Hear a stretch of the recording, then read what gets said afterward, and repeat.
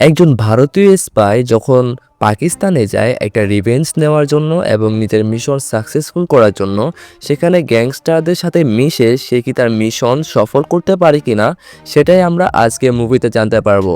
আমরা এক্সপ্লেন করতে যাচ্ছি ধুরন্ধর মুভি, যেটা কিছুদিন আগে মুক্তি পেয়েছে, যেটা আমরা এখন এক্সপ্লেন করব।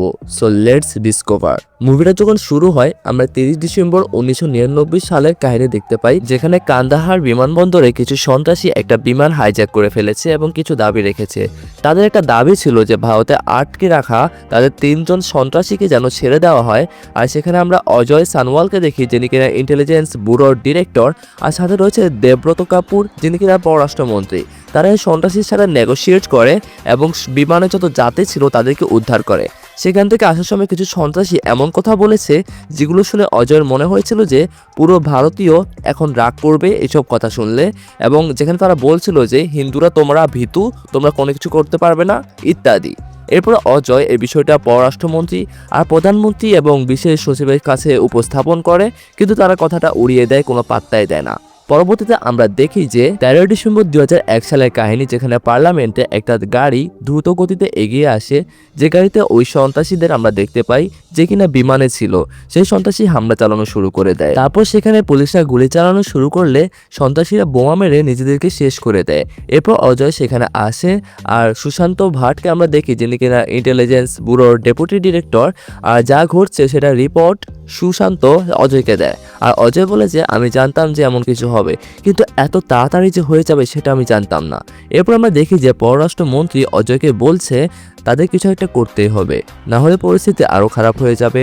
এ বিষয়ে অজয় 2 বছর আগেই এই মন্ত্রীকে কিছু জানিয়েছিল আর পরিকল্পনা এবং ফাইলও দিয়েছিল, কিন্তু মন্ত্রী তাদের কিছুতে আগ্রহ তো দেখায়নি এবং সেখানে পাত্তাই দেয়নি আর কি। পার্লামেন্ট হামলার পর তিনি সব ফাইল পড়েন এবং একটা প্ল্যানের সম্মতি দেন, আর সেই অপারেশনটার নাম হলো অপারেশন ধুরন্ধর। এরপর আমরা আলী হামজাকে দেখি, যে কিনা পাকিস্তানে একটা দোকানে এসে জিজ্ঞেস করে যে এখানে কোনো কাজ পাওয়া যাবে কিনা। দোকানদার তাকে সোজা না করে দেয়। হামজা সেখান থেকে চলে যায়। পরের রাতে সে দোকানের মালিককে দেখে যে হামজা এখনও সে দোকানের বাইরেই দাঁড়িয়ে রয়েছে। তখন সেখানে কিছু বখাটে ছেলে এসে হামজার উপর একদম দুর্ব্যবহার শুরু করতে থাকে, অত্যাচার শুরু করতে থাকে। কিন্তু হামজা যখন তাদেরকে মারতে যাচ্ছিল তখন দোকানের মালিক তাকে ইশারায় মানা করে তাদের সাথে ঝামেলা না জড়াতে। তিনি দোকানের দরজা বন্ধ করে দেন। লোকগুলো হামজাকে খুব বেশি মারে, আর সেখানে তখন পুলিশ চলে আসে, তারা ভয় পালিয়ে যায়। আর পরের দিন সে দোকানদারের মালিক তার কাছে আসে এবং তার কিছু খেতে দেয় এবং নিজের কাজেই রেখে দেয়। এই এলাকাটা আসলে মাফিয়া গ্যাংস্টারদের, আর দোকানের মালিক একসময় গ্যাংয়ের সদস্য ছিল, এখন সে দোকান দেয়। আর এই দোকানদার হয়তো ইন্ডিয়ার আন্ডারকভার এজেন্ট। হামজাও গ্যাংস্টারের সাথে যোগদান করতে এখানে এসেছে। 1 বছর কেটে যাওয়ার পর আমরা দেখি যে দোকানের মালিক হামজাকে একটা চায়ের দোকানে নিয়ে যায় আর বলে যে এই এলাকা বালোচ পাঠান লোকদের পুরো নিয়ন্ত্রণে রয়েছে, যেটার মধ্যে রেহমান ডাকাত যে কিনা রয়েছে, সে কিনা সবচেয়ে বড় একজন ডাকাত আর কি। আর তার অনেক বেশি পাওয়ার, আর তার অনেক বেশি গুন্ডা পান্ডা রয়েছে আর ছোট ছোট এলাকায় বালোচরা তাদের জমি দখল করে রেখেছে, যেখানে পাঠানরাও রয়েছে। রহমান ডাকাত সম্পর্কে জানা যায় যে তার দ্বিতীয় বাবার কথা জানতে পেরে সে নিজের মাকেই মেরে ফেলেছিল। আর বাবু ডাকাত যে কিনা পুরোপুরি সাইকো, সে নিজেও নিজের অনেক বিশাল একটা গ্যাং বানিয়ে রেখেছে। পরবর্তীতে রাতে আমরা দেখতে পাই রিজওয়ান নামে একটা ছেলে চাচার দোকানে আসে, আর সে বাবু ডাকাতের গ্যাংয়ে কাজ করে। সে বলে যে কাল বাবু ডাকাতের 3 জন লোক রহমান ডাকাতের ছেলেকে মারতে আসবে, আর হামজা যদি সেই ছেলেকে বাঁচাতে পারে তাহলে রহমানের নজরে চলে আসবে আর গ্যাংয়ে ঢোকা একদম সহজ হয়ে যাবে। কিন্তু এই কাজটা সহজ নয়, প্রাণও যেতে পারে। তবে হামজা রাজি হয়ে যায়, কারণ এটা একমাত্র চান্স। এর পরবর্তীতে আমরা দেখি যে একটা বিয়ের অনুষ্ঠান চলছে, আর দোকানদারের মালিকের সাথে হামজার লোকদেরকে জুস পরিবেশন করছে, আর যেখানে কিনা রহমানের ছেলে আসে, আর তার সাথে ছোট একটা বাচ্চাও ছিল। রহমান দোকানের মালিককে জিজ্ঞেস করে এ বাচ্চাটাকে। দোকানের মালিক বলে যে এটা রহমানের ছোট ছেলে। ঠিক তখনই বাবু ডাকাতের 3 জন লোক আসে আর গুলি চালানো শুরু করে দেয়। হামজা ছোট ছেলেটাকে তো বাঁচিয়ে নেয়, কিন্তু বড় ছেলেটি সেখানে মারা যায়। দোকানের মালিক হামজাকে এলাকা থেকে পালাতে বলে, কিন্তু হামজা এই সুযোগ কোনোভাবে হাতছাড়া করতে চায় না। সে এমনভাবে অভিনয় করে যে ছেলেটা এখনো বেঁচে রয়েছে, যদি তাড়াতাড়ি হাসপাতালে না নেওয়া হয় তাহলে সে মারা যাবে। এরপর তাকে হাসপাতালে নিয়ে নেওয়া হয়, আর রহমান ডাকাত সেখানে আসে। তার ছোট ছেলে দৌড়ে তার কাছে যায় এবং তাকে জড়িয়ে ধরে জানায় যে এই হামজা তার প্রাণ বাঁচিয়েছে, আর রহমান তার বড় ছেলে মৃতদেহ দেখে। এরপর আমরা দেখি যে হামজা যে সাহসিকতা দেখিয়েছে এজন্য রহমান ডাকাত তাকে 1 লাখ টাকা দিতে চায়, কিন্তু সে টাকা নেয় না এবং বলে যে ভাই আপনি আমাদের জন্য হিরো। আপনি আমাদেরকে পরিচয় দিয়েছেন, ভালো পরিচয় করিয়ে দিয়েছেন পুরো পাকিস্তানে আর পুরো পৃথিবীতে। আমি শুধু আপনার ঋণ পরিশোধ করেছি। এরপর সে বিস্তারিত জানায় যে সেখানে 3জন লোক ছিল, বন্দুক নিয়ে এসেছিল আর তারা অবশ্যই বাবুর ডাকাতের লোকে ছিল। এরপর আমরা দেখি যে সেখানে একজন মন্ত্রীও এসেছেন যার নাম হচ্ছে জামিল। সে একদম ভান করতে থাকে যে সে অনেক বেশি কষ্ট পেয়েছে, আসলে এমন কিছুই না। সে রহমান ডাকাতের অনেক ক্লোজ থাকার চেষ্টা করত এবং বোঝাতে চাইতো সে আসলে তার অনেক বেশি ক্লোজ এবং হেল্পফুল, কিন্তু সে আসলে তাকে হিংসা করত। সে সেখানে জানায় যে এখন নির্বাচনের সময়, আর নির্বাচনের পরে আমরা বাবু ডাকাতের যে গ্যাং রয়েছে সেটা পুরোপুরি শেষ করে দিব, তুমি চিন্তা করো না, কিন্তু নির্বাচনের সময় তুমি কিছুই করবে না। আর তার একজন সাথীকে বলে যে তুমি রহমান ডাকাতের উপর নজর রাখো এবং তাকে শান্ত রাখো। এরপর হামজা যখন ডাকাতের গ্যাংয়ে যুক্ত হয়, মানে রহমান ডাকাতের গ্যাংয়ে, তখন উজিরকে আমরা দেখি যে রহমানের আত্মীয়। সে হামজাকে সব কাজ শেখায় এবং কীভাবে নকল বন্দুক তৈরি হয়, কিভাবে দেশি মদ বানাতে হয়, আরও অবৈধ জিনিসগুলো কিভাবে হয়, এগুলো মেনটেনেন্স কিভাবে হয় সেগুলো শেখাতে থাকে। নির্বাচনের কারণে রহমান প্রতিশোধ নিতে পারছিল না। সে চাইলে এখন গিয়ে তাদেরকে মেরে দিতে পারতো, কিন্তু তার ভাই তাকে শান্ত করে রেখেছিল, কিন্তু ভিতরে ভিতরে সে আগুনে জ্বলছিল। কিন্তু তখন রহমান তার গ্যাংয়ের সবাইকে জিজ্ঞেস করে যে প্রতিশোধ নেওয়া উচিত কিনা। সবাই বলে যে না, এখন প্রতিশোধ নেওয়া উচিত না, প্রতিশোধ আমরা অবশ্যই নিব, কিন্তু নির্বাচনের পরে। তখন রহমান হামজাকে জিজ্ঞেস করে যে তুই যদি আমার জায়গায় থাকতিস তাহলে তুই কি করতিস। হামজা বলে যে আমি মেরে দিতাম। আপনি প্রতিশোধ নিচ্ছেন না কারণ সামনে নির্বাচন। আপনি যে প্রতিশোধ নিচ্ছেন না, এখানে আপনি হেরে গিয়েছেন। আপনি যদি আপনার ছেলে মৃত্যুর প্রতিশোধ না নেন তাহলে আপনি সাধারণ মানুষের জন্য কি করবেন। আপনার পরিচয় তো এসব থেকেই। এ কথা শোনার পর তাদের গ্যাংকে শেষ করার অর্ডার দিয়ে দেয় রহমান ডাকাত। আর বাবু ডাকাতের গ্যাংয়ে সবাইকে খুঁজে খুঁজে মারা হয়। আর বাবুকে নিজে রহমান, মানে সে নিজের হাতে মেরেছে তার বাবাকে। এরপর 2007 সালে আমরা নির্বাচন দেখি, যেখানে জামিল জিতে গিয়েছে এবং ভাষণ দিচ্ছে। আর তখনই রহমান সেখানে পৌঁছায় আর লোকেরা রহমানকে দেখায় অনেক চিৎকার করে।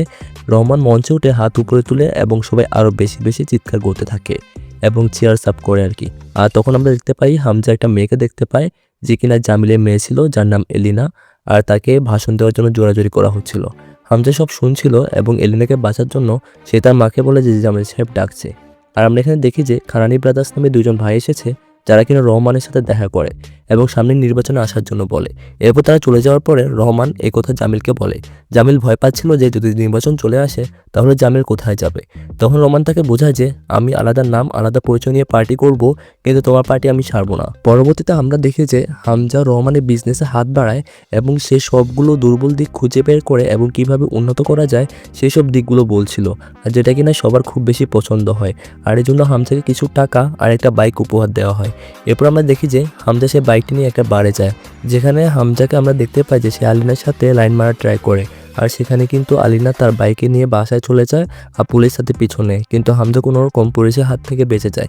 পরবর্তীতে দেখা যায় হামজা ইচ্ছাকৃতভাবে বাইক থামিয়ে নেয়, আর মনে হচ্ছে যে পেট্রোল শেষ হয়ে গিয়েছে। সে মূলত আলিনার সাথে কথা বলার জন্য এমনটা করছে, আর তাকে ম্যানিপুলেট করে সে কিন্তু কিছু একটা করার ট্রাই করবে। এরপর তারা দুজন হেঁটে হেঁটে যায় এবং অনেক কথা বলে। হামজা নিজের সম্পর্কে বলে সে রহমানের গ্যাংয়ে কাজ করে। এতে আলিনা একটু মন খারাপ করে, তবে সে বলে যে যেহেতু দারিদ্রতার কারণে এই কাজটা করছে এজন্য আলিনা বুঝতে পারে। হামজা যখন তার ফোনটি ফেরত দেয় এতে আলিনা খুশি হয়ে যায়, আর হয়তো আলিনারও ভালোবাসা হচ্ছে হামজার প্রতি, এটাই আমরা বুঝতে পারি। এরপর দেখা যায় যে রহমান খানানি ব্রাদার্সের সাথে ডিল করতে এসেছে, হামজাও সাথে আছে। সেখানে আমরা মেজর ইকবালকে দেখি, তার সাথে অনেকগুলো মোস্ট ওয়ান্টেড ক্রিমিনাল রয়েছে যারা আন্তর্জাতিক স্তরে সম্পূর্ণ নিষিদ্ধ। আর এখানে রহমানের সাথে একটা ডিল করে যেখানে আসল বন্দুক এবং গোলাবারুদ তৈরি করে দিতে হবে, আর রহমান বদলে টাকা পাবে। ইকবাল বলে যে এই কাজটা যদি তুমি করে দাও তাহলে আমি নির্বাচনের জন্য উপর মহলের সাথে কথা বলবো। রহমান বলে যে মালপত্র তো পেয়ে যাবে, কিন্তু এসব জিনিসপত্র কোথায় ব্যবহার হবে। তারা বলে যে 3 অক্টোবর ভারতে তারা অনেক বড় একটা ডিল করবে, যেখানে ভারতে আক্রমণ করা হবে আর কি। আর ডিল হওয়ার পর রহমান চলে যায়। এখানে খানানি ব্রাদার্সের মধ্যে একজনের নাম হচ্ছে জাভেদ, যে জামিলকে রহমানের খবর দেয়। জামিল মনে করে যে রহমান যদি নির্বাচনে চলে আসে তাহলে সে জামিলকে আর পাত্তা দেবে না। পরবর্তীতে আমরা দেখি যে হামজা, রহমান ও তার ভাই বাড়িতে ফিরেছে। রহমান খুব বেশি মাতাল হয়ে গিয়েছিল মদ খেয়ে। হামজা তখন তাকে বলে যে ভাই আপনি ভুল করছেন, আপনি কাদের সাথে মিশছেন, যাদের কারণে আমাদের লোক মারা গিয়েছে তাদের সাথে, আমাদের মা বোনদের ইজ্জত লুটেছে তাদের সাথে, আমাদের লোকদেরকে ধোঁকা দিচ্ছেন আপনি। রহমান বলে যে লোকদের জন্যই তো আমি আমার ছেলেকে হারিয়েছি, কি দিয়েছে লোকরা আমাকে, এরপর হামজা সেখান থেকে চলে যায়, মানে রহমান তাকে তাড়িয়ে দেয় আর কি। আর রহমান তখন ভিতরে চলে যায়। পরদিন দেখি যে রহমান বালোচ ইউনাইটেড ফোর্সের ক্যাম্প থেকে সব বন্দুক তুলে নেয়। আর এখানে আমরা এসপি চৌধুরী আসলামকে জামিলের বাড়িতে দেখি। জামিল তাকে ডেকেছিল রহমানকে মারার জন্য। 7 বছর আগে জামিল এসপি চৌধুরীকে সাসপেন্ড করে দিয়েছিল। আজকে রিজয়নিং লেটার দিয়ে তাকে আবার জানায় যে তার গ্যাংকে শেষ করে দিতে। এসপি চৌধুরী কিছু শর্ত রাখে যে আলাদা করে একটা টিম বানাবে, যেখানে তার লোক থাকবে, আলাদা একটা অফিস থাকবে, সব কিছু সিক্রেট থাকবে, কেউ কাউকে কিছু বলবে না, জামিলও কাউকে কিছু বলবে না। জামিল কোনো ওয়ে পায় না, সে রাজি হয়ে যায়। এখানে আমরা দেখি যে হামজা আর এলিনা দ্রুত ঘুচে গিয়েছে। তারা একদম একে অপরকে অনেক বেশি ভালোবাসে। আর এখানে এলিনাকে দোকানে নিয়ে আসে যেখানে আগে সে কাজ করতো। তারা একটা বসার কাগজ বিছায় আর এখানে এসপি চৌধুরীর একটা ছবি দেখতে পায়। এলিনা হামজাকে জানায় যে এ লোকটা তার বাবার সাথে দেখা করতে আসে। হামজা তাকে সে লোকটার উপর নজর রাখতে বলে। একদিন রহমান সবগুলো বন্ধুকে ইকবালকে দেওয়ার জন্য বের হলে সেখানে কিন্তু মালপত্র পৌঁছে দিতে যায় এবং হাসপাতাল চলে যায়। আর রাস্তায় কিন্তু এসপি চৌধুরী চলে আসে এবং রহমানকে ধরে ফেলে। আমরা দেখি যে হামজা ও রহমানের ভাই মাল পৌঁছে দিতে আসছিল। তখনই রহমানের একজন লোক রহমানের ভাইকে ফোন করে জানিয়ে দেয় যে রহমান এসপি চৌধুরীর হাতে ধরা পড়েছে। রহমানের ভাই জামিলকে ফোন করে জানিয়ে দেয় এবং জামিল বলে যে তুই চিন্তা করিস না, আমি কিছু করছি। হামজার সন্দেহ হয় যে কিছু একটা গোলমাল রয়েছে। সে রহমান ভাইকে বলে যে বাড়ি চলো। বাড়ি ফিরে হামজা রহমানের চাকরের উপর সন্দেহ করে আর জিজ্ঞেস করে যে বাচ্চার খাবারে কি মিশিয়েছিল, রহমান ভাইকে কোথায় নিয়ে যাচ্ছে। সে বলে যে খাবারে বিষ মিশিয়েছে। আর তখন এলিনা ফোন আসে এবং হামজাকে একটা ভিডিও পাঠায়। ভিডিওতে দেখা যায় জামিল, এসপি চৌধুরী আর আরশাদ পাপ্পু তারা রহমানকে মারার কথা বলছিল। হামজা সেই ভিডিও দেখে এলিনাকে বলে যে তুমি খুব তাড়াতাড়ি আমার বাড়িতে চলে যাও, যে ফোনের সুইচ অফ করে দাও এবং সবগুলো দরজা বন্ধ করো। আর রহমানের ভাই চাকরকে সেখান থেকে গুলি করে মেরে ফেলে, যা এলিনা শুনে নেয় এবং বোঝা যায় যে কোনো একটা বিপদ হতে চলেছে। আর হামজা সেই ভিডিওটা জামিলকে পাঠায় আর বলে যে 1 ঘন্টার মধ্যে রহমান ভাই চাই যে কোনো মূল্যে, নাহলে এই ভিডিও মিডিয়াকে পাঠিয়ে দিব এবং আপনার মেয়েও আমার হাতেই রয়েছে। তখনই জামিল সেই ভিডিও এসপি চৌধুরীকে পাঠায় এবং বলে যে রহমানকে মেরো না এবং আমার মেয়ের জীবন বিপদে রয়েছে। চৌধুরী না মেনে কল কেটে দেয়। আর জামিল আবার হামজাকে ফোন করে বলে যে চৌধুরী মানছে না। এবার হামজা চৌধুরীর গোপন অফিসের কথা জিজ্ঞেস করে, যা জামিল জানিয়ে দেয়। হামজা সেখানে চলে যায় এবং পুলিশকে ফ্যানের উপরে উল্টা করে ঝুলিয়ে পেট্রোল ছিটিয়ে দেয়। আর এসপি চৌধুরীকে ভিডিও কল করে জানিয়ে দেয় যদি আধা ঘন্টার মধ্যে রহমানকে না ছাড়ানো হয় তাহলে পুরো অফিস ও পুলিশদেরকে জ্বালিয়ে দেওয়া হবে। এসপি চৌধুরী রহমানকে অন্য জায়গায় রেখেছিল আর সেখানে চৌধুরী রহমানকে ছেড়ে দেয়। এরপর আমরা দেখি যে রহমান বাড়িতে এসেছে, এতে সবাই খুশি। রহমান হামজাকে ডাকে এবং জিজ্ঞেস করো যে গোপন অফিসের ঠিকানা কোথায় পেয়েছো। সে বলে যে জামিল দিয়েছে। রহমানের ভাই বলে যে হামজা তার মেয়েকে ভালোবাসে এবং নিজে বাড়িতে রেখে জামিলকে ব্ল্যাকমেল করেছে এবং তাই জামিল বলে দিয়েছে, মানে হামজার অনেক বেশি বুদ্ধি রয়েছে। এরপর আমরা দেখি যে রহমান এবং তার গ্যাং ইকবালের কাছে এসেছে এবং ইকবাল অনেকগুলো টিভি লাগিয়েছিল যেগুলো সরাসরি সম্প্রচার চলছে। আর এখানে 26 তারিখে হামলা সরাসরি দৃশ্য রয়েছে যা হামজাকে খুব বেশি আঘাত করে এবং তারা কিন্তু অনেক বেশি চিল করছিল সেখানে। পরবর্তীতে রহমান টিকিট পেয়ে যায় এবং নির্বাচনে দাঁড়াবে। এসপি চৌধুরী এসব টিভিতে দেখছিল এবং নিজের টিভি ভেঙে ফেললে রাগে। এদিকে এলিনা তার বাবার বাড়ি ছেড়ে হামজার সাথে থাকা শুরু করেছিল। একদিন হামজা এলিনাকে তার বাবাকে ডাকতে বলে। এলিনা তার বাবাকে ডাকে। হামজা জামিলকে বলে আপনি রহমান ডাকাতের সাথে বাবু ডাকাত এবং এসপি চৌধুরীকে নিজের সাথে রাখার চেষ্টা করেছিলেন, কিন্তু তারা আপনাকে ঠকিয়েছে। আপনার এমন একজন লোক রাখা উচিত যে আপনার বংশের হোক এবং আপনার সাথে থাকুক এবং পুরো পাকিস্তানের রাজত্ব করুক। জামিল ইঙ্গিতে বুঝতে পারে যে হামজা এখন তার জামাই হতে চলেছে এবং সে কী করতে পারে এটা তো সে খুব ভালোভাবে জেনে গিয়েছে। তাদের দুজনের সম্পর্ক মেনে নেয় এবং দুজনের বিয়ে হয়ে যায়। তাদের বিয়েতে সবাই এসেছে। এখানে একটা পরিকল্পনা করা হচ্ছে, পাঞ্জাবে একটা বড় বোমা ফাটানো হবে। রহমানকে বন্দুক ও গোলাবারুদের অর্ডার দেওয়া হয়। রহমান রাজি হয়ে যায়। তার ভাইকে জানায় যে একটা তারিখ বের করতে। তার ভাই পুরো নেশায় ছিল, সে ডায়েরি বের করে কিন্তু ডায়েরিটা নিচে পড়ে যায়। হামজা ডায়েরি তোলে এবং বলে যে 9 তারিখ আমরা ফ্রি আছি, 9 তারিখ আমরা পুরো ডেলিভারি করে দেবো। এরপর রাতে দেখা যায় যে হামজা ডায়েরিতে রহমানের নাম লিখেছে, মানে সে হয়তো রহমানকে মারতেই চলেছে। এরপর 9 তারিখ আমরা দেখি যে রহমান একটা কাজের জন্য এসেছেন এবং তার ভাইয়ের একটা ফোন আসে মাল তোলার জন্য। সে হামজাকে কথা বলে সেখান থেকে চলে যায়। রহমান তার কাজ শেষ করার পর একটা ট্রাফিক এলাকায় আসে। হামজা গাড়ি চালাচ্ছিল এবং সামনে বাইকে গ্যাংয়ের লোক ছিল। হামজা চুপি সারে গাড়িটি জঙ্গলের দিকে ঘুরিয়ে দেয়। সে বাইকওয়ালা ট্রাফিকের কারণে আটকে যায়। কিছুদূর যাওয়ার পর রহমানের ঘুম ভাঙে এবং জিজ্ঞেস করতে থাকে যে কোথা থেকে যাচ্ছিস। সে প্রথমে অজুহাত দেয় যে সামনে ট্রাফিক ছিল, এই জন্য আমরা শর্টকাটে যাচ্ছি। তার ভাইয়ের কথা জিজ্ঞেস করলে সে বলে যে সে মাল তুলতে গিয়েছে। আর বাইকওয়ালার কথা জিজ্ঞেস করে সে বলে যে ট্রাফিকের মধ্যে সে আটকে গিয়েছে, একটু পরে চলে আসবে। রহমান ডাকাত তখন গাড়ি থামাতে বলে, কিন্তু হামজা বলে যে জায়গা তো ঠিক নয়। রহমান তখন তার উপর সন্দেহ করতে শুরু করে দেয় এবং বারবার থামাতে বলে এবং সে কিন্তু গাড়ি থামায় না, উল্টো গাড়ির স্পিড বাড়িয়ে দেয়। বাকি লোকদেরও তখন খুব হাতাহাতি করে, রহমান তার উপরে অ্যাটাক করে ফেলে। তখন গাড়ি একটা বড় পাইপের সাথে ধাক্কা খায়। হামজা খুব আহত হয়ে গিয়েছিল এবং রহমান অজ্ঞান হয়ে যায়। হামজা সেখান থেকে পালিয়ে যায়। তখন আমরা দেখি এটা একটা প্রি প্ল্যান্ড স্ক্রিপ্টেড ছিল, যেখানে এসপি চৌধুরী, জামিল ও হামজা একটা প্ল্যান করেছিল এবং সে বাইকগুলো সেখানে পৌঁছায়, রহমানকে তুলে। রহমান ডাকাত তাকে হামজা পিছনে পাঠিয়ে দেয়। তখনই এসপি চৌধুরী পুরো পুলিশ ফোর্স নিয়ে সেখানে এসে পড়ে এবং গুলি চালাতে শুরু করে দেয়। আর সেখানে তাদের লোকও পাল্টা আক্রমণ করছিল। রহমান তার লোকদেরকে সামনে নিতে বলে এবং জঙ্গলের দিকে দৌড়ায়। এসপি চৌধুরী তার পিছনে। এখানে আমরা দেখি যে সে বাইকওয়ালা যে হামজার পিছনে দৌড়েছিল, সে হামজার পিছনে দৌড়াতে দৌড়াতে গুলি চালাচ্ছে। কিছুক্ষণ পর গুলি শেষ হয়ে যায়, তাদের মধ্যে হাতাহাতি শুরু হয়ে যায়, কিন্তু হামজা কোনোরকম তাকে মেরে ফেলে। এদিকে পুলিশও রহমান লোককে ধরে মেরে ফেলছে। আর এদিকে এসপি চৌধুরী এবং রহমানের বন্দুকের বুলেটও শেষ হয়ে গিয়েছে। দুজনের মধ্যে মারপিট হচ্ছে, কিন্তু রহমানের কাছে এসপি চৌধুরী কিছুই করতে পারছিল না। রহমান চৌধুরীকে মারতে যাচ্ছিল, ঠিক সময়ে হামজা সেখানে পৌঁছায় এবং রহমানকে মারতে শুরু করে দেয়। তখন এসপি চৌধুরী রহমানের গলায় একটা গুলি করে, আর এমনভাবে গুলি করা হয় সে যাতে ইনস্ট্যান্ট মারা না যায়, মুহূর্তে মুহূর্তে যেন আরও কয়েক ঘন্টা যায়, এরকম আর কি। তখন তাকে ইনস্ট্যান্ট হাসপাতালে নিয়ে যাওয়া হয় এবং সে ফোন করে জানায় যে এসপি চৌধুরী আমাদের উপর হামলা করেছে এবং রহমানের বুলেট লেগেছে। এজন্য তাকে হাসপাতালে নেওয়া হয় এবং হামজাকে জড়িয়ে ধরা হয়। এরপর আমাদেরকে অতীতে কিছু দৃশ্য দেখানো হয়। ভারতের একটা জায়গায় আমরা একটা কয়েদিকে দেখি, সে আর কেউ নয়, হামজা নিজেই। অজয়ের পরিকল্পনা ছিল যে অপারেশন ধুরান্ধার, যা হলো শত্রুদের ঘরে ঢোকা এবং তাদের সাথে মিলেমিশে তাদের প্রত্যেকটি জিনিসকে আয়ত্ত করে তাদেরকে অকেজো করে আবার নিজের দেশে ফিরে আসা।